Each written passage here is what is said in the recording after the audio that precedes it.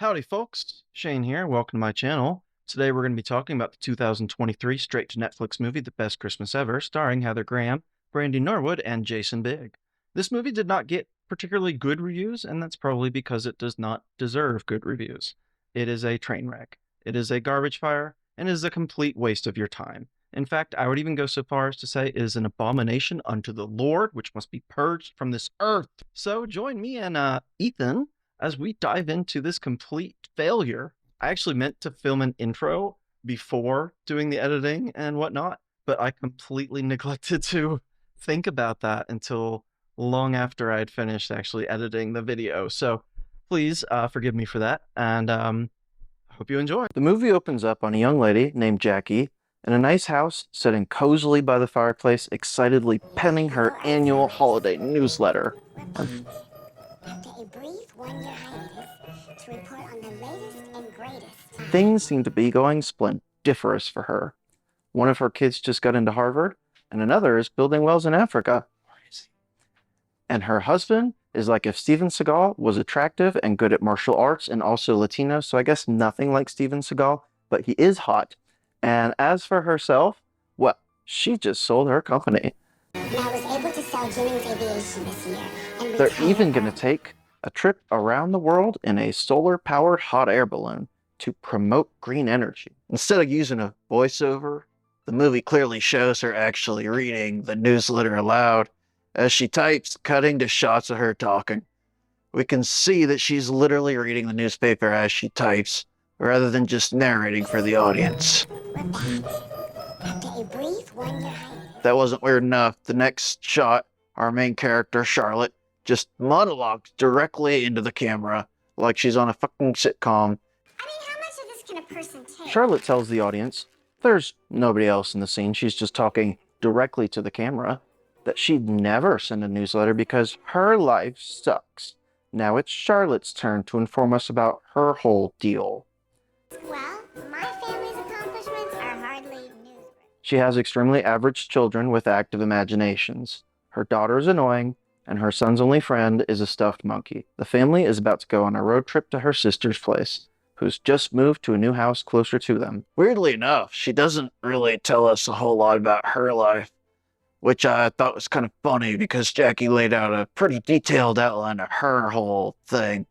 But Charlotte's just like, oh yeah, let me tell you about my life. I have 2 kids and they're both boring, and my son doesn't have any friends. Her son has found the newsletter from Jackie, and he asks her why they can't go to Jackie's for Christmas because she sounds awesome.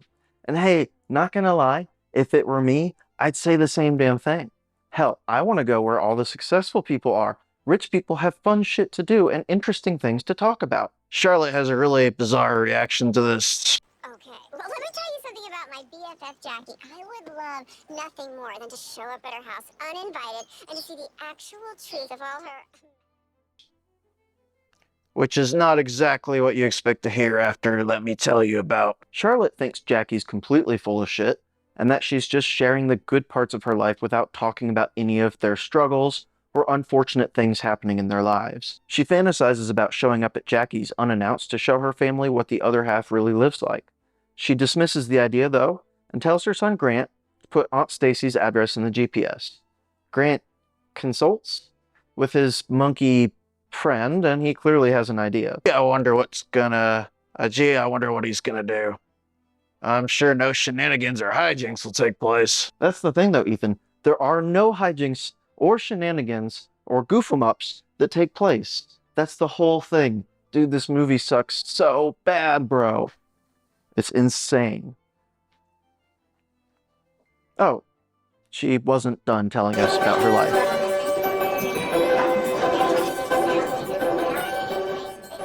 Kind of jarring, cutting in and out of talking to the audience and then talking to the other people in the movie world. A lot of fourth wall breaking in this holiday flick is what I'm saying.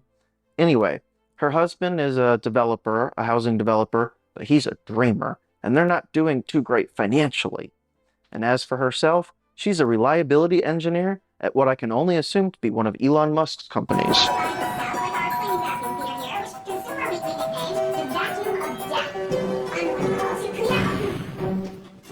Back to the car, and we're off on a road trip.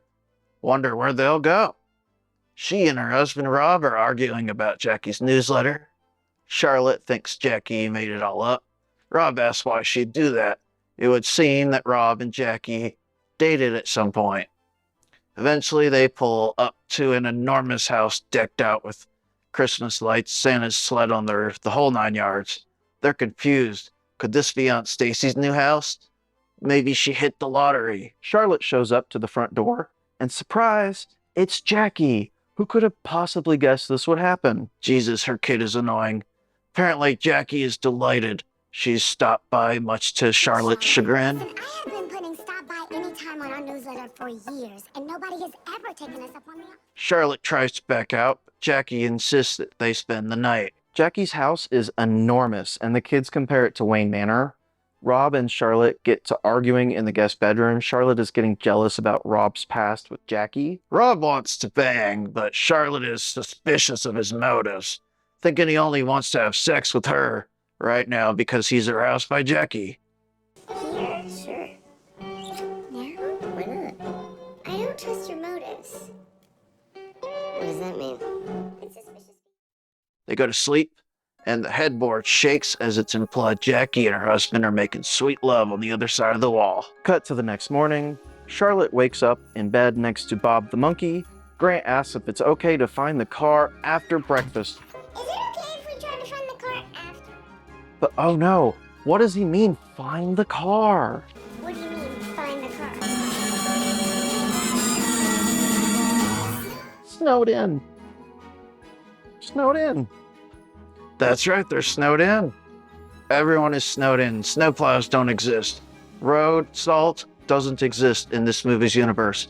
So obviously they have no choice but to change their holiday plans. Charlotte makes her way to the kitchen where we're introduced to Jackie's husband Valentino, a ripped, smooth-talking Latino guy who's juicing oranges sensually and offers her a glass. She takes a sip very slowly, and he tells her he's read her dissertation. I am so excited to talk to you about your dissertation. I thought it was really funny when Charlotte takes a sip of orange juice. There's like wind blowing in her hair like she's in a rom-com or something. Next, we're introduced to Jackie's precocious daughter, Beatrix, who says she's found some errors in Charlotte's dissertation. This is Beatrix. I found a few calculation errors in your formula, by the It's way. pancake time now. Pancakes are in. Charlotte's kids are just ecstatic about the weird-ass pancakes Jackie cooked for them. Seriously, they look like someone scribbled with a marker on some whiteboard. Her daughter Dora asks what all the banging was last night, Mom, what was all that banging last? and Jackie tells them she and Valentino were moving some furniture, to which Grant says, You guys don't move furniture like that at night. a shocked Charlotte tells them they do move furniture at night, but just very quietly. Charlotte then gets the only plain, undecorated pancake. The nucleus of an atom. Then Jackie invites them to stay for Christmas. We hear jingling bells emanating from somewhere, and Jackie asks them, Do we all hear that? and we head into the living room to get letters from Santa. Jackie has stockings hung by the fireplace, and each one has a little scroll in it. She hands out the letters, and Grant reads his. Earlier in the movie, Grant was worried if Santa got their forwarding address so that they could get their presents when they're not home. Santa tells Grant in his letter that he'll deliver their presents to Jackie's house. Grant is elated. Jackie hugs Charlotte and says, Best Christmas ever! "Ah, she said the line." Ha ha, yeah, she said the line. Charlotte and Rob are arguing again, and Charlotte is mad. He said yes to staying there for Christmas. How could you say yes? Now we are trapped. This isn't the Donner She Pass, doesn't want to stay and suggests they leave as soon as weather permits. She's totally not threatened by Jackie, by the way. Don't write that she's threatened by Jackie. Charlotte is pissed that Jackie's fabulous life seems to be real after all, maybe.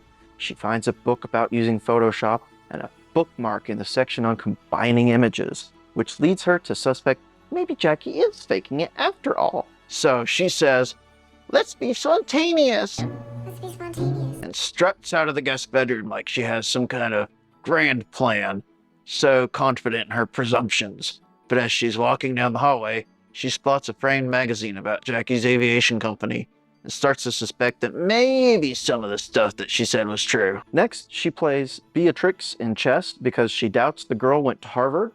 She checks Beatrix, but then Beatrix checkmate her, and she admits, okay, maybe that was true too. Spotting Valentino's martial arts trophies, she acknowledges, that's true too. Rummaging around a desk, she finds Jackie's passport full of visa stamps, and realizing that also checks out. Beatrix bumps into the nosy house guest and informs her that Ken Griffin is shorting her company's stock and advises her to get out while she still can. Jackie comes upstairs and asks Charlotte if they can take her car to go tree shopping. Their car has been found and they are no longer snowbound because the driveway is heated. The driveway is heated, melts in hours, and they are rock stars that play on the road. I told you rich people got fun shit. Someone told you that, right? We're at the Christmas tree-ery, trying to pick out a tree, and of course Jackie goes and picks the biggest tree on the lot. Big trees apparently arouse Valentino, who starts kissing his wife passionately and calls her mi amore, like he's Gomez Adams. Inspire me, mi amor. This makes Charlotte super insecure and she starts kissing Rob extremely awkwardly.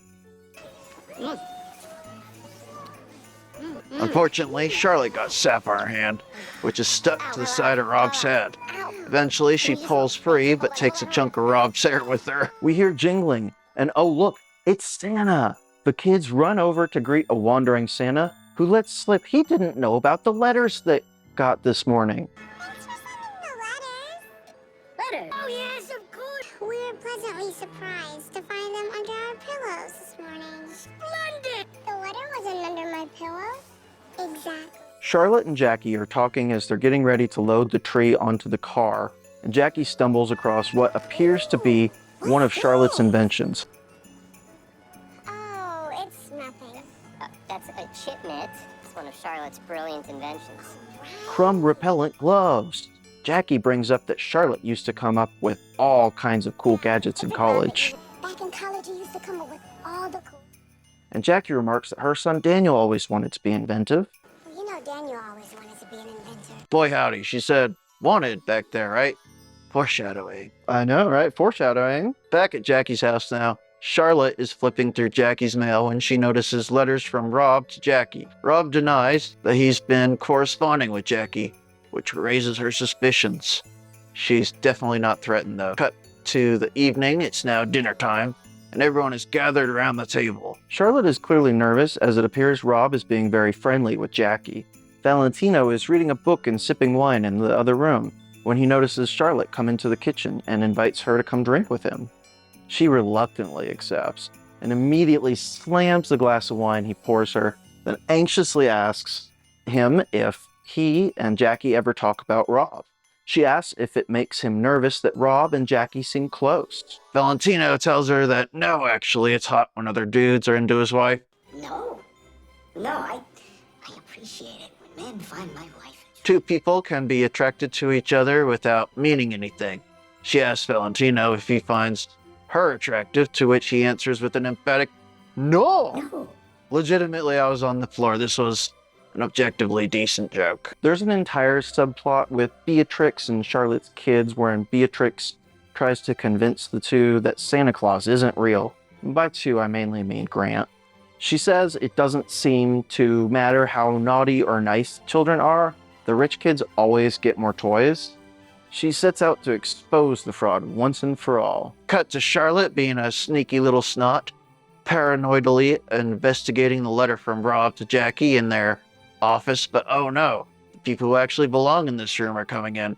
What are we gonna do? We have no choice but to get ourselves locked out of the balcony and forced to drop down to the ground below.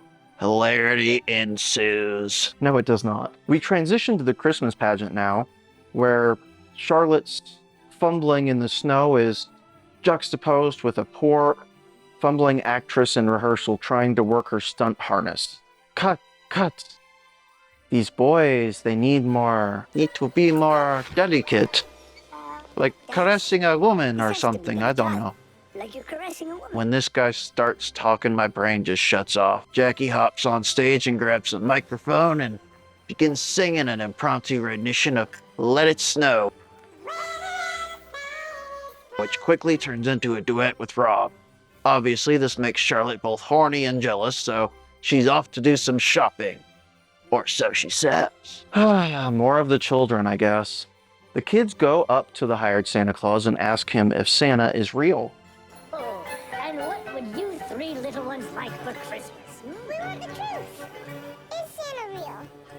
Or is this some kind of elaborate hoax perpetrated by our parents in order to keep us in line? Solid investigative principles here. The bratty twerp swipes Santa's rug and whiskers. Are you gonna do some racing? They're back at home, but the kid's little stunt causes Valentino to be very cross with the children. Beatriz. Straight to your room. Back home, Charlotte, clearly bored with pretending to shop, is being nosy and sneaky up in the attic. For reasons, it's not really clear what she's expecting to find here. She just wanted to be a peeping little weirdo. Anyway, Valentino busts into the dark attic, unaware Charlotte's not shopping like a good girl, and karate kicks the poor girl halfway across the room. You broke into the wrong house, Gabriel. Just yeets the broad with his mighty kick. Oh no! Charlotte's sneakiness ruined Jackie's surprise to her husband, Valentino's mother's dollhouse. It was supposed to be. What the perfect gift from the perfect wife, and little Miss Nosy had to go and ruin the surprise. I think the lesson here is stop being so nosy. Also, this made me laugh. I'm not sure why. Valentino is so happy to see this dollhouse. He's moved to tears. How did I get so lucky? But oh no, Charlotte is a clumsy bitch. And she completely destroys the invaluable dollhouse. This is a very sobering moment that causes Jackie to finally ask Charlotte what her whole deal is. Around going through my things? I knew you were snooping around in my office the other night. What is your problem, girl? Apparently, Jackie knew Charlotte was sneaking around her office the other day, and Charlotte is at a loss for an answer when Rob interjects to tell us that the problem Rob, that's not... is Jackie. The problem is you, Jackie. Your life is just too wonderful. Rob explains that the secret letter she's been trying to find has been, in fact, a newsletter that Rob has been sending to his family and friends for a number of years. What is this? The holiday newsletter that I've been sending to my friends and family. Homegirl is down bad. Not only did she absolutely ruin the perfect gift to a husband from his wife, but she did it in pursuit of something actually banal and innocent. Who could have seen this twist coming? Anyway, he's sworn everyone to secrecy about the correspondence because he knew it would upset her. Jackie says she was encouraging Rob to come clean, but he was just waiting for the right time. While Charlotte might be embarrassed with their imperfect lives, Rob sure isn't. And maybe you're a little embarrassed about where you are, where we are. But I'm not. And isn't this just a great learning moment? Being a sneaky, paranoid, cynical complainer will get you nowhere in life but a hell of your own making. Just like in the Bible. Anyhow, this makes Charlotte super duper sad. Charlotte says she's proud of their life too, So am I. but Rob isn't buying her bullshit. She pouts and goes to see Jackie, ready to take the family and leave, feeling so guilty for destroying the dollhouse. Hey, so the car's all packed, and I just wanted to apologize for today. But of course, this is Charlotte trying to put herself in a hell of her own making. Yeah, Jackie is not having Charlotte's little pity party, and she tells her, hey, that was a thing, not a human being. I mean, that dollhouse, it must have taken you weeks to build. Months. But it was a thing, Charlotte, not a human being. Humans mean more than things. Oh, I never considered that. But people are more important than things. So the two hug, and Charlotte agrees to stay with them for Christmas after all. She really is fantastic, isn't she? Like, does Jackie actually have any flaws? Charlotte asks Jackie if she has any more of those newsletters that she's been missing out on from Do Rob. you have any more of those, any more? Yeah, so she's going through these newsletters now. It's a total paradigm shift for her. She says she always thought one day things would work out. St. Jackie tells Charlotte that good things will happen if only you believe hard enough in That's them. what happens when things won't happen unless you believe it. So they're gonna buy Rob's dream house, I guess? Cool. Maybe it's time for Swan to Rob's dream house, a Christmas surprise. What do you think? Now we're in the bank talking to a loan officer played by Alan Gross, whose IMDb page shows a pretty lengthy history with Schlock. He was in a Steven Seagal movie, Code of Honor, and he was even in Resident Evil 5 as a voice. He was also in a movie called 16 Stones, which one IMDb user reviewed as Mormon-themed national treasure. Anyhow, the loan officer offers them a frankly astounding APR rate on a home loan, 4.4%. 4.4%. But this isn't good enough for Mary Sue and her little friend too. So in comes the precocious kid to explain why they deserve more better rates than 90% of consumers could ever hope to get. Beatrix tells him they should be ashamed of themselves, and because home sales are down, they should offer rates even lower. They agree to an even 3% fixed rate. 3.9. It's 3.2. Again, this is absurd. No bank would ever do this. In real life, this loan officer would be fired so fucking fast. Now we see Rob and Charlotte in the attic, and it seems that perhaps Rob can actually use his builder skills to repair Valentino's dollhouse. He says as long as it has a solid foundation, anything can be fixed. Everything's salvageable. You sure? As long as it has a solid foundation. This movie is not subtle. It's cheesy and predictable, but in all the worst ways. Rob tells Charlotte that maybe they could do to move the furniture more. Hey, Furniture? Let's just say, call back. They get all kissy, and I guess the magic smoke comes out of the dollhouse chimney. I don't fucking know, dude. After building the dollhouse back, they bring in Jackie and Valentino et al. And surprise them with their recreation. Valentino is elated. He kisses Charlotte on the head like she's been a good girl. And everyone is once again happy. Next, we're back to the annoying kids who are still trying to figure out if Santa Claus is real, culminating in Beatrix sitting Jackie and Charlotte down to discuss Santa's realness, Or lack thereof. And so, we started an investigation.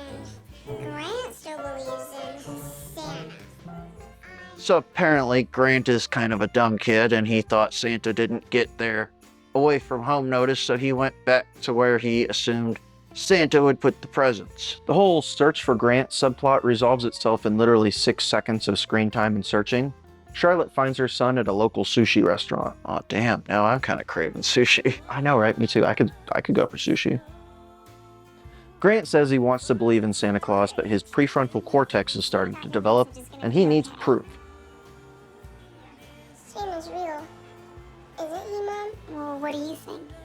I want to believe, but I need proof. Charlotte tells him she totally still believes in Santa.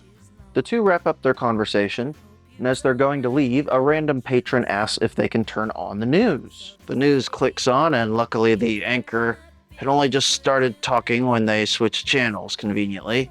He says that the video she was in with the flaming vacuum cleaner, the vacuum cleaner of death, went viral, and that StarTech was found to have shipped a ton of defective units despite warnings, and would probably have to file Chapter 11 bankruptcy.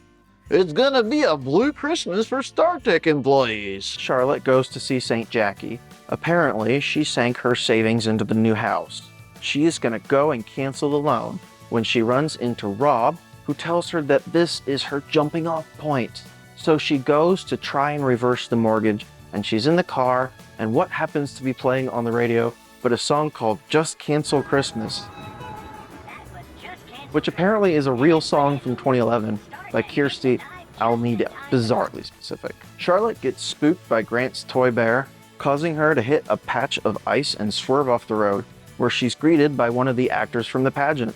The actress, dressed as an angel, tells Charlotte that Jackie really appreciates company around this time of year, She loves company.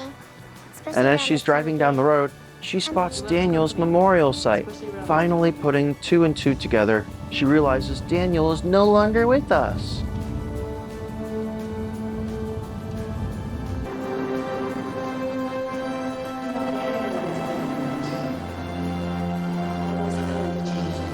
Charlotte finally found the one imperfection. Very tragic.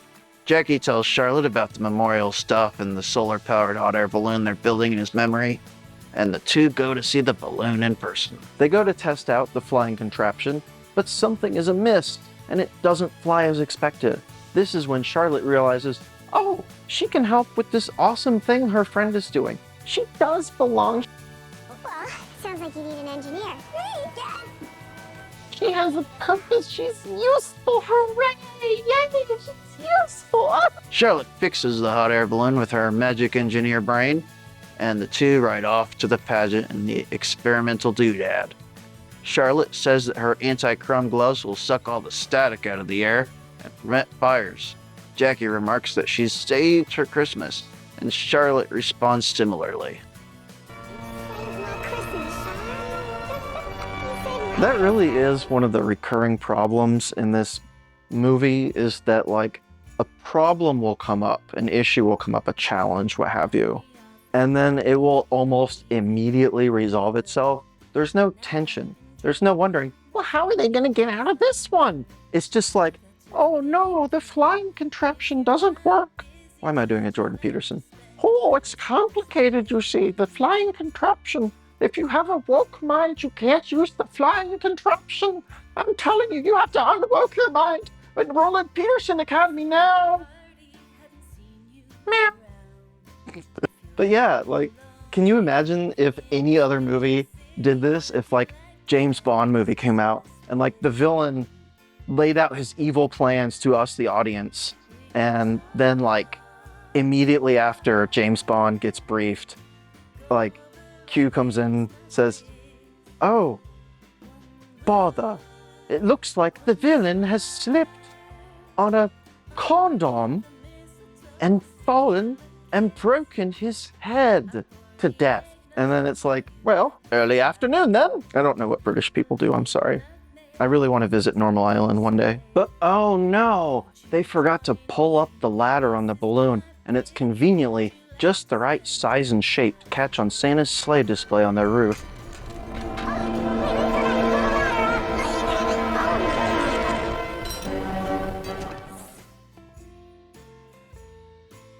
And hilarity ensues! Hilarity ensues!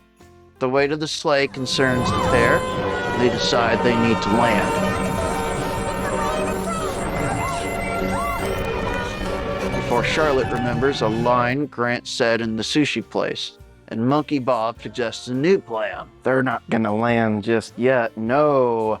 They're gonna deliver us Santa after all. And so Charlotte climbs down to the sled below, taking a literal leap of faith as her clumsy ass misses a step and just happens to land in the sleigh instead of plummeting to her death as logic would entail. Cut back to the pageant where we see the kids on the lookout for Santa Claus. And oh look, there's Santa. Oh wow, neato, a bona fide Christmas miracle. Santa even tosses down Grant's toy monkey, causing the crowd to erupt in a Hallmark ending Christmas cheers. And for a second, I thought they were going to use an instrumental from Harry Potter. And this is what we were talking about like just 2 seconds ago. Like just completely. So every problem resolves itself in like milliseconds. There is zero time between when a problem is introduced. Oh, is she going to slip and fall? What's going to happen? Like, she slips. Oh no, she's going to fall for sure. Do you think she's going to land in the sleigh? You think she's going to land in the fucking sleigh? You think she's going to... Of course she lands in the fucking sleigh. What was she going to do? Plummet to her death in a fucking Christmas movie? What the hell is that? How tricky. He's flying.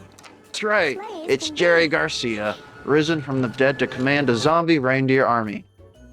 No, nope, definitely not that, Ethan. No, I think that's it. Yep, yep. Oh, right. Ugh. It's the real Santa Claus. I guess. A little holiday magic never goes awry. Back at the pageant where Jackie sings a lovely rendition of Santa Claus is Coming to Town. Oh, do you get it, guys? Santa Claus is coming to town, and Santa was just in town. Do you get it? It's very subtle. I don't know if you got it. The movie ends with a little spoken narration like how the movie opened, but this time with an enlightened Charlotte narrating her own newsletter about how much more awesome her life is now that she stopped being a player hater. And that's the best Christmas ever. I mean, we're two people. Thoroughly enjoyed watching this.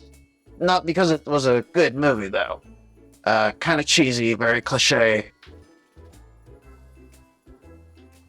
We're two people. I think you give them way too much credit, Ethan.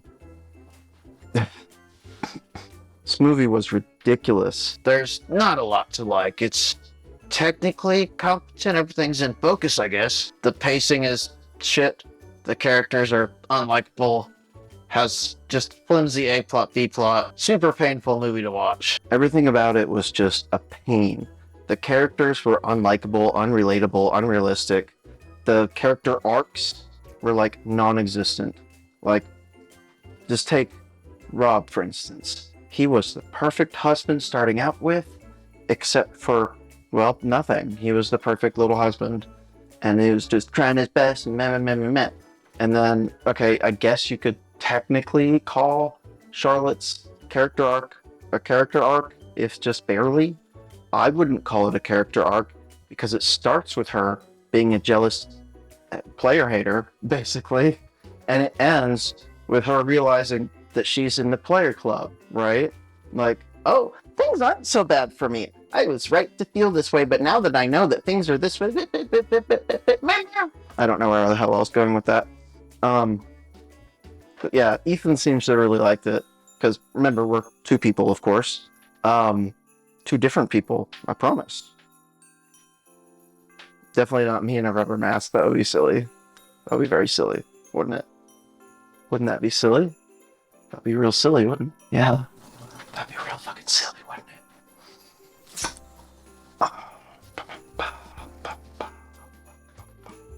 I don't know what I'm doing. Merry Christmas and Happy Holidays. Nope.